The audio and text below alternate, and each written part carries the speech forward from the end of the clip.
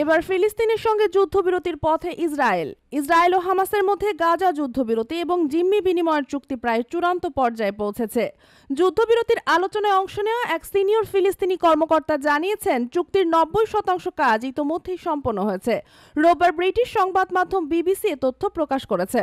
কাতারের রাজধানী দোহায় অনুষ্ঠিত যুদ্ধবিরতির আলোচনায় ফিলিস্তিনি ওই কর্মকর্তা জানিয়েছেন, চুক্তির আওতায় গাজা ইসরায়েল সীমান্তে কয়েক কিলোমিটার প্রশস্ত একটি বাফার জোন তৈরির পরিকল্পনা রয়েছে, যেখানে ইসরায়েল সামরিক উপস্থিতি বজায় রাখবে।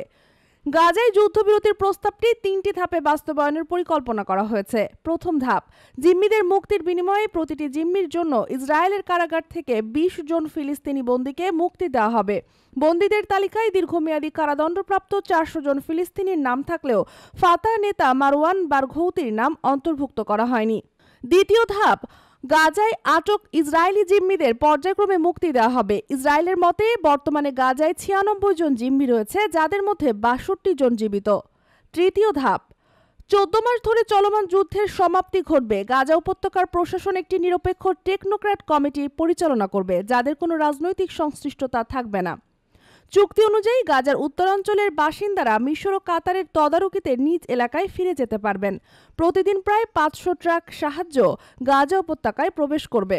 সম্প্রতি যুক্তরাষ্ট্র, কাতার এবং মিশরের মধ্যস্থতায় এই আলোচনা নতুন গতি পেয়েছে। উভয় পক্ষের আলোচনা ইচ্ছুক থাকায় চুক্তি সম্পন্ন হওয়ার সম্ভাবনা বেড়েছে। তবে হামাস ও অন্যান্য ফিলিস্তিনি গোষ্ঠী ইসরায়েলের নতুন শর্ত আরোপের প্রবণতা নিয়ে উদ্বেগ প্রকাশ করেছে। তারা দাবি করেছে, গাজার যুদ্ধবিরতি এখন আগের যে কোনো সময়ের চেয়ে বেশি কাছাকাছি।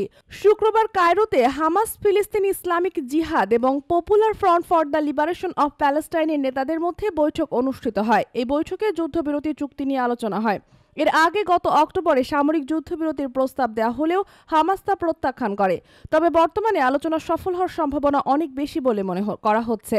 বিশ্লেষকরা মনে করছেন, এই অগ্রগতি গাজার দীর্ঘদিনের সংঘাত সমাধানে গুরুত্বপূর্ণ ভূমিকা রাখতে পারে। দেশ জগৎ ইন্টারন্যাশনাল ডেস্ক।